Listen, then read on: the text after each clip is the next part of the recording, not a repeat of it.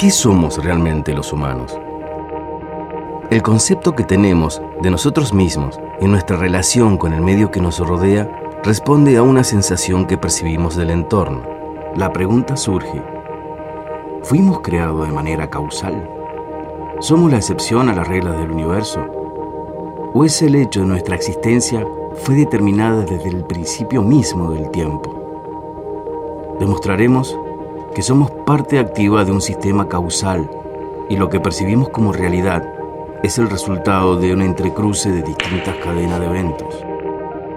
Este documental no trata sobre lo que el hombre quisiera ser, trata sobre lo que el hombre realmente es.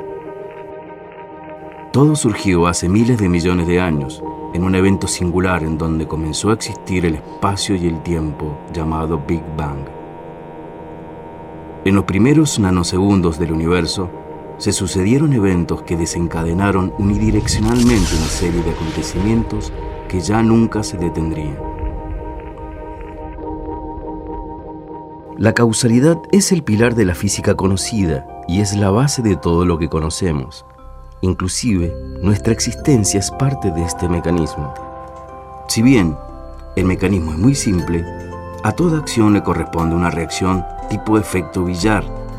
Adentrándonos en ella, nos damos cuenta de que nuestra visión actual sobre este efecto no es tan completo y que este fenómeno explica todo lo que conocemos de una manera más armónica, pero a su vez más compleja desde el punto de vista humano.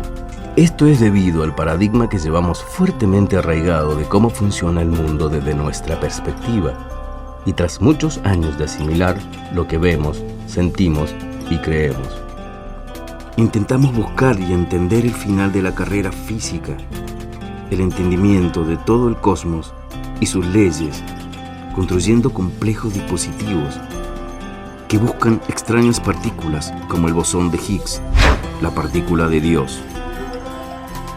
Esto tiene un innegable valor en cuanto a entendimiento de nuestro universo, pero no le hemos prestado la debida atención al estudio de las mismas raíces de la física. La causalidad en sí misma y su trascendencia en todo lo conocido. Para entenderlo en su verdadera extensión, tendremos que cambiar el paradigma de nuestra percepción de las cosas, ya que estamos analizando un mecanismo con las herramientas que provee el mismo mecanismo.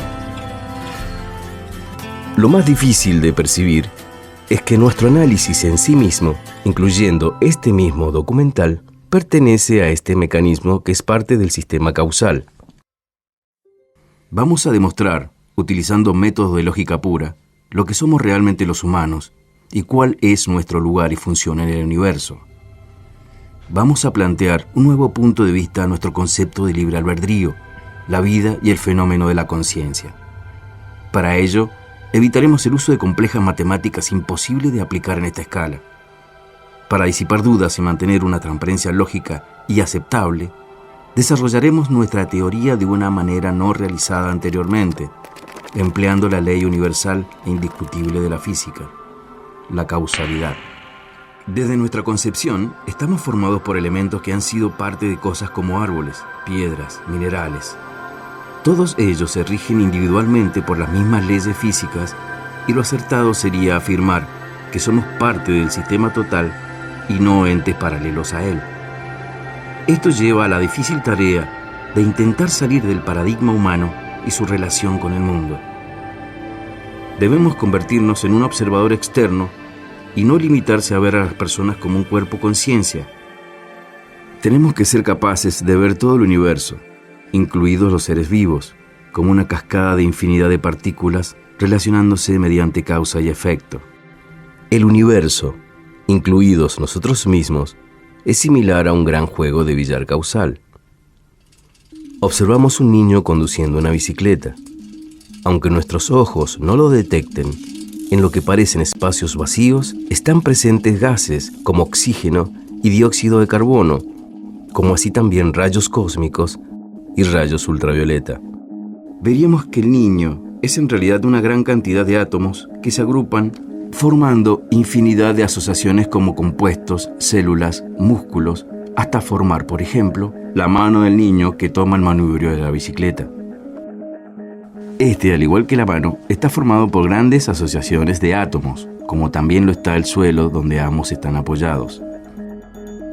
Mientras exista energía, cada átomo se relacionará de distintas maneras con otros cercanos, y debido a sus características eléctricas individuales, algunos formarán uniones que se mantendrán unidas en el tiempo hasta que se modifique su configuración estructural. Lo que se quiere dejar en claro es que todo hecho causal, como por ejemplo el choque de dos asteroides, el movimiento de una mano, el girar de una rueda, inclusive pensar, es en realidad una cascada causal progresiva de cada átomo individual relacionándose con sus vecinos.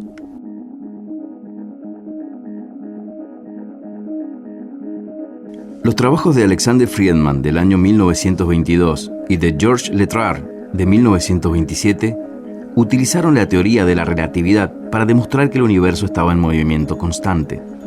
Poco después, en 1929, el astrónomo estadounidense Edwin Hubble descubrió galaxias más allá de la Vía Láctea, que se alejaban de nosotros como si el universo se expandiera constantemente. En 1948, el físico ucraniano nacionalizado estadounidense George Gamow planteó que el universo se creó a partir de una gran explosión, el Big Bang.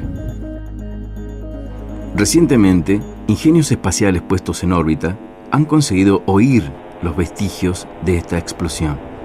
El Big Bang es una teoría muy estudiada y aceptada por el mundo científico, debido a sus irrefutables pruebas y recientemente merecedora del premio Nobel. Ella enuncia que todo el universo nació de una explosión inicial. Debido a esto, todas las galaxias del universo se alejan unas de las otras. De esta explosión nace el espacio y el tiempo. Se determinó que la explosión inicial no es el alejamiento de las galaxias unas de las otras, sino la creación de espacio entre ellas.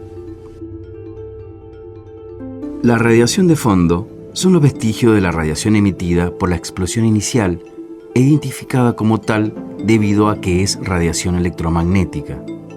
Fue descubierta en 1965 y es la que llena el universo por completo. Esto significa que está y a su vez proviene de todos lados por igual. Es considerada la prueba más firme sobre la existencia de la gran explosión del espacio. La explosión es similar a la expansión de las bolas de un billar después del primer golpe. Estas bolas se expanden, respetando las leyes físicas, en todas las direcciones. Comienzan a agruparse y a formar átomos de diversos números másicos, creando los elementos químicos. Estos elementos forman compuestos y así sucesivamente hasta que en cierto punto, en al menos una parte del universo, esa cadena causal produce el ADN y comienza lo que llamamos vida. La información contenida en el ADN renueva copias casi fieles de sus células viejas a las nuevas, información que promueve la integridad y la funcionalidad del ser vivo desde que nace hasta que muere. En esta breve síntesis se muestra cómo, desde que comenzó el Big Bang, toda la evolución hasta nuestros días siguen la constante causa-efecto. Cuando una estrella muere, sus restos permiten la formación de otras. Nuestro Sol, la Tierra y la Luna también siguen las leyes. La evolución de la vida en la Tierra y su ramificación en los Homo sapiens no son la excepción. Lo que se intenta explicar es que desde el primer segundo del Big Bang se encontraban determinadas todas las acciones futuras con respecto a la materia, formación de los átomos, elementos, compuestos, estrellas, cometas y sus respectivas trayectorias, tal como ocurriría en una mesa de billar de inmensas proporciones. Si bien la vida no es la excepción, tampoco lo son las cosas cotidianas en la existencia de una persona. El simple hecho de prender un ventilador de aire o escribir un poema ya estaba concebido desde el primer instante del Big Bang, miles de millones de años atrás. De allí que todas nuestras acciones, por más simple que parezcan, son parte de la avalancha causal universal. Para el universo, son bolas de billar interactuando entre ellas, mediante acción y reacción. Entendamos que un pensamiento es una cadena de acciones y reacciones de nuestras neuronas, tanto de manera eléctrica, gracias a la conducción iónica, como la proliferación de nuevas conexiones y reconexiones. Inclusive, los ambiciosos experimentos realizados por el hombre para encontrar el bosón de Higgs, desde nuestra perspectiva, lo enmarcamos como curiosidad y capacidad de intelecto del hombre, pero desde una perspectiva mucho más amplia, es un desarrollo natural de cientos de miles de millones de átomos que forman las neuronas que se relacionan mediante causa-efecto entre ellas. Tengamos en cuenta que un cerebro promedio posee aproximadamente entre 80 y 100 mil millones de neuronas y cada neurona genera conexiones con al menos otras 50.000. Esto resulta en una capacidad de proceso más lenta, pero inmensamente superior a las más avanzadas computadoras.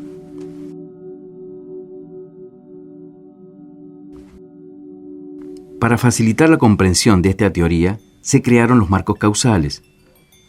Un marco causal es un espacio físico tridimensional donde ocurre un número de determinados sucesos, los cuales pueden ser medidos en uno o cientos de miles de millones.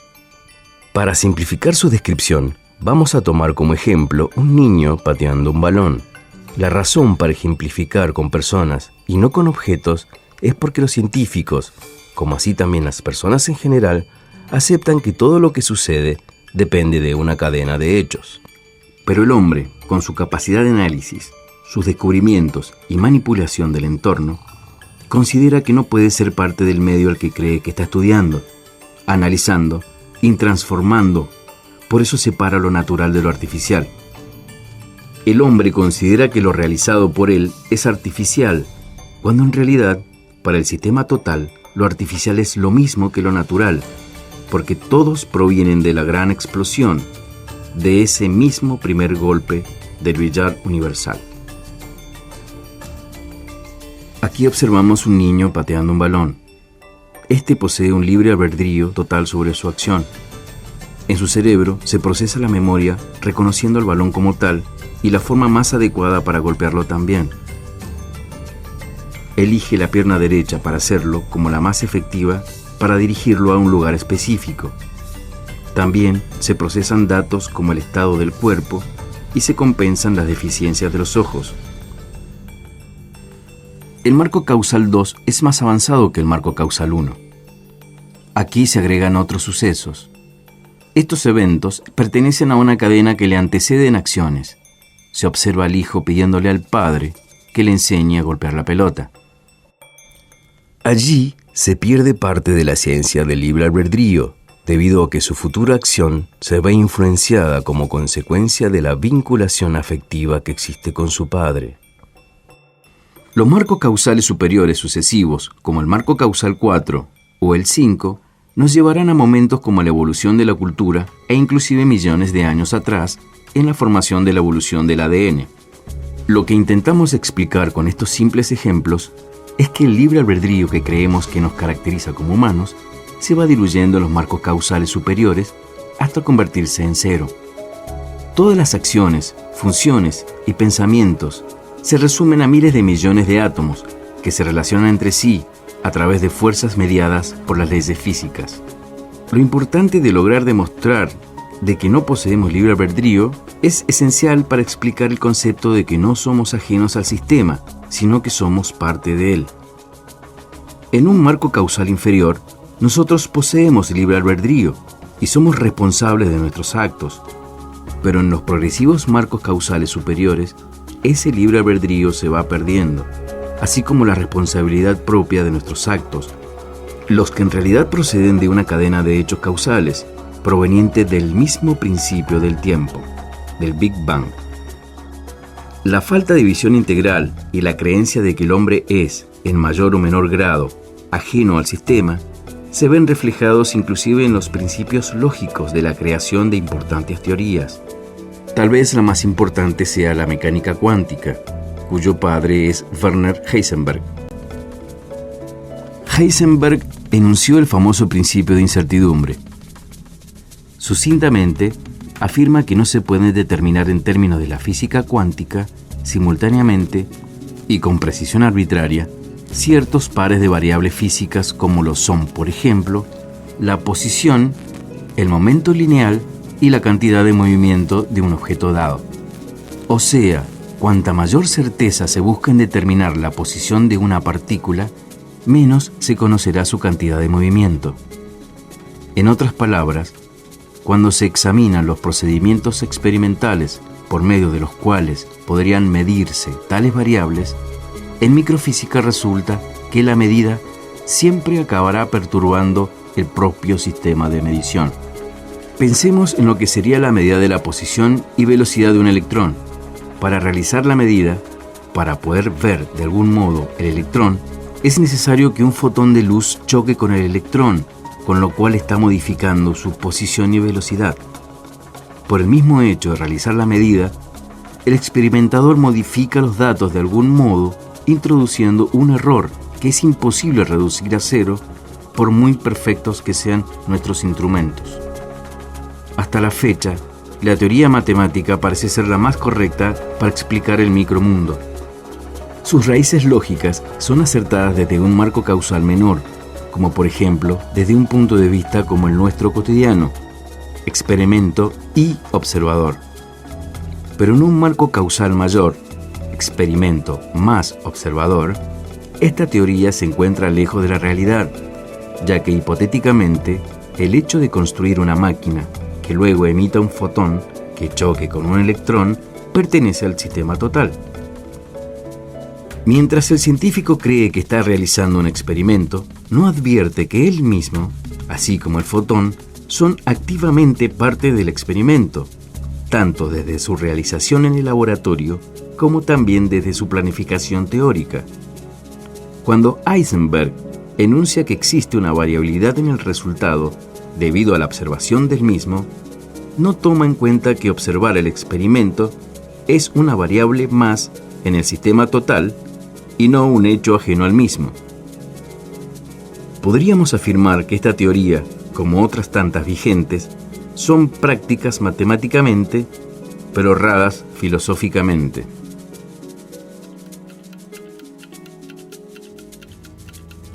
La mayor resistencia que poseemos para comprender esta teoría, que nos compara con un mecanismo de reloj que a su vez es parte de otro mayor, que es el universo conocido, es el concepto de conciencia, por lo que realizaremos el siguiente planteo.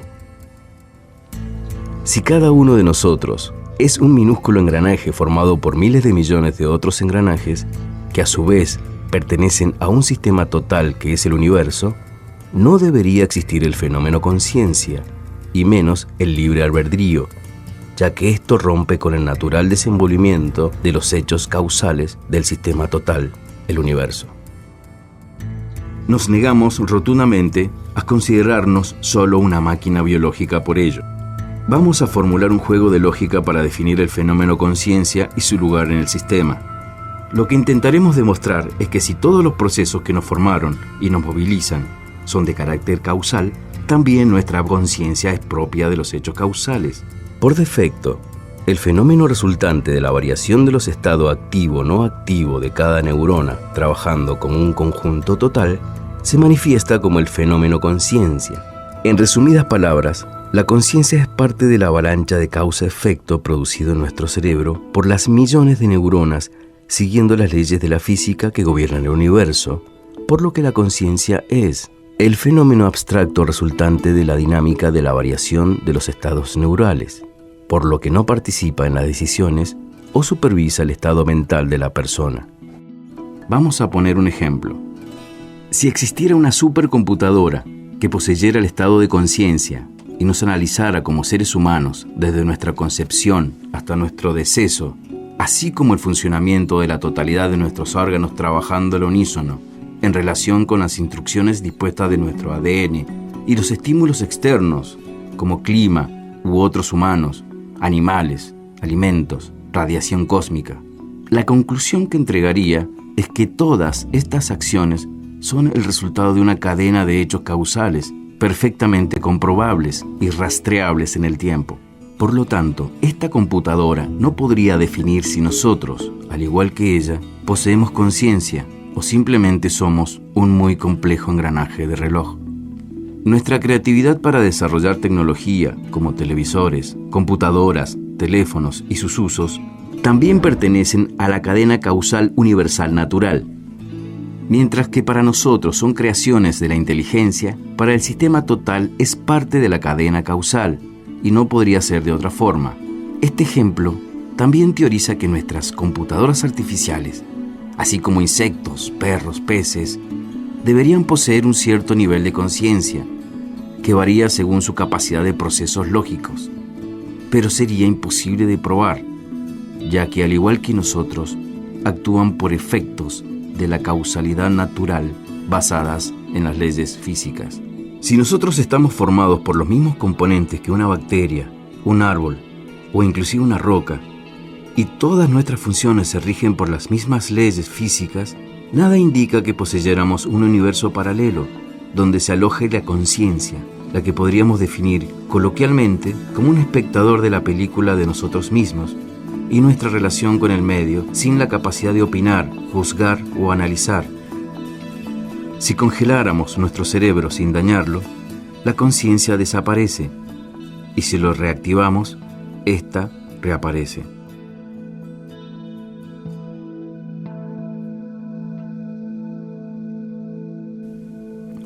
El efecto billar manifiesta que todas las interacciones en el universo conocido son de carácter causal y mecánico. Por lo tanto, el hombre, como todo ser considerado vivo, también lo es. Todo lo que conocemos como realidad son estímulos eléctricos con diferentes patrones que por medio de los nervios pertenecientes a los distintos órganos de los 5 sentidos ingresan a nuestro cerebro generando una avalancha causal de estímulos interneuronales. En nuestro marco causal, lo que percibimos como un auto creado por el ingenio del hombre está conformado por un conjunto de partes, las cuales están formadas por miles de millones de átomos, los que lograron la configuración determinada que caracteriza a cada autoparte gracias a una avalancha de causas y efectos entre los cuales el hombre fue un eslabón más en la cadena. El ingenio es un concepto nuestro basado en una configuración determinada de nuestras neuronas. A nivel universal, no existe tal cosa, solo una progresión de causas y efectos, tanto a nivel atómico como a nivel global. Estos adquieren distintas configuraciones en la materia gracias a las leyes físicas. Como ya explicamos anteriormente, estos estímulos eléctricos aferentes provenientes de los órganos de los sentidos generan configuraciones neurales que desencadenan en nervios eferentes y finalmente acciones a nivel muscular, que se manifiestan en una determinada configuración de la materia con la que interactuamos, a la cual denominamos, por ejemplo, un auto. Paralelo a estas configuraciones neurales, el estado de conciencia se presenta como un efecto abstracto aparejado, no contributivo ni invasivo. Analizaremos el universo como un gran billar causal desde un punto de vista relativista. Recordemos que todas las bolas partieron de un mismo punto, del Big Bang, y que la cantidad de masa y energía en el universo es siempre la misma. Lo que cambia es la continua configuración de la ubicación de las bolas en el universo. Ejemplificaremos el concepto mediante una persona, tomando con su mano una naranja. La persona es un conjunto de miles de millones de átomos que se relacionan entre sí mediante millones de causalidades, formando un marco causal. Y la naranja es otro marco causal, formado por millones de átomos, también relacionados por la causalidad. Para el sistema total, es lo mismo la interacción de la persona con la naranja como lo sería el choque de 2 asteroides. Esto nos lleva a la paradoja de quién busca a quién, si la persona a la naranja o la naranja a la persona, lo que suena descabellado. Lo primero que hay que entender es que buscar algo, un fin, un motivo, es solamente un concepto humano generado en su complejo cerebro, concepto que atribuye, además de a sí mismo, a otros organismos considerados vivos. Un gato busca un ratón o una célula busca glucosa, pero, paradójicamente, no lo aplicamos a casos como el de un asteroide que busque colisionar contra otro, a pesar de que éste, aparentemente por varios motivos, haya logrado variar su curso hasta concluir en la colisión por causas que podríamos considerar como propias, como pueden ser escapes de gases de su superficie, o externas, como colisiones de fragmentos dispersos.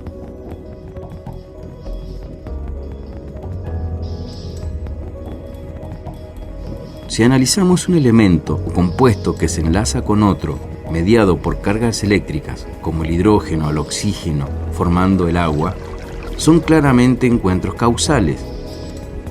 Si desglosamos el funcionamiento de cada célula que compone nuestro cuerpo, claramente veremos que sus mecanismos internos funcionan basados en encuentros causales, mediados por las leyes físicas. Pero por lo contrario, pensamos que la vida en todas sus formas posee un motivo, un fin, la capacidad de manipular el medio que lo rodea para su beneficio propio. Esto sugiere que posee una característica distinta a todo lo que sucede en el universo. Pero lógicamente estamos equivocados. La vida no manipula el medio, porque somos parte de él. Al igual que todo lo que conocemos, la vida es un engranaje más en el gran reloj que es el universo al que pertenecemos, o como nosotros le decimos erróneamente, nuestro universo.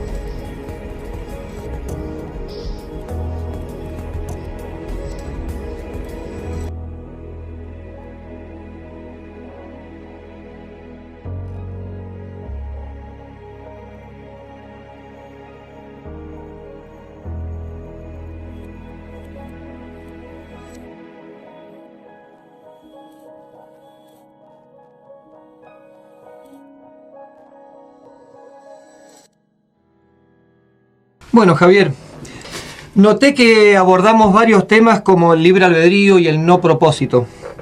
¿Podemos definir o contestar con estas teorías relativamente simples una pregunta tan compleja como ¿qué somos los seres humanos? Fabián, no hay que confundir el significado de las palabras. Si bien esta teoría, de la manera en que ha sido expuesta, es fácil de interpretar, por su naturaleza es muy difícil de entender, lo cual es comprensible que lleve largo tiempo de maduración la comprensión de todo el concepto. Te lo resumo en un ejemplo. No es lo mismo entender el significado del amor que sentir el amor. A lo largo de este documental hemos abordado 3 temas claves que forman los pilares del hombre civilizado. Hemos demostrado mediante simples ejemplos que no poseemos libre albedrío, que la conciencia es propia de la causalidad y no un hecho ajeno a la misma, y que el propósito no existe para el sistema total al que pertenecemos. Estas teorías individualmente vencen cada uno de los 3 paradigmas que separaron históricamente al hombre del sistema, creyendo, en mayor o menor grado, que somos entes ajenos al mismo, que somos muy distintos al simple fluir del agua, al soplar del viento, a la formación de un compuesto, una planta o una estrella. A pesar que sabemos que estamos compuestos por los mismos elementos y nos rigen las mismas leyes físicas, la abstracción que resulta de los 3 conceptos juntos responde con bases físicas la pregunta más importante que se ha formulado el hombre. ¿Qué somos realmente los humanos y por qué estamos acá? ¿Qué somos realmente los seres humanos? ¿Quiénes somos? Según estas 3 teorías, paradójicamente esto tiene 2 respuestas, dependiendo del marco causal en que se lo tome. Desde un marco causal menor como el nuestro cotidiano, somos lo que cada uno de nosotros percibe como la realidad. Y desde un marco causal muy superior, la primera respuesta pierde protagonismo y comienza a tomar fundamento la segunda respuesta, que somos parte del desarrollo universal, un eslabón más en el desarrollo de la continua expansión del universo, conformado por innumerables átomos que se relacionan con sus vecinos mediante causa y efecto. Es obvio que esta segunda respuesta también responde a la pregunta del por qué estamos acá.